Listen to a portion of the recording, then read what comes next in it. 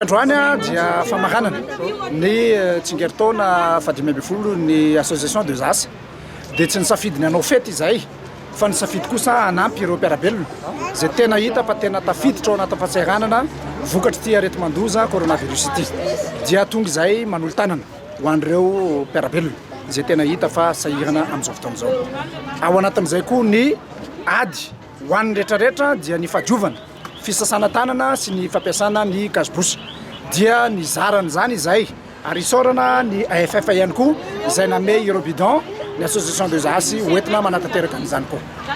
Raha ny ainga itsika teo dia nandeha avy any amin'ny commune Masindray izay somary anivelan'ny tanan-dehibe izay nefany tokony tsapatsika fa matetika dia any amin'ireo izay eritreretintsika fa ivelana Antananarivo no misy ny fifampivezivezena nefa ny olana amin'ny coronavirus ankehitriny dia tena mandeha amin'ilay atao hoe cas contact izany hoe mifindra amin'ny alalan'ny fifampikasoana.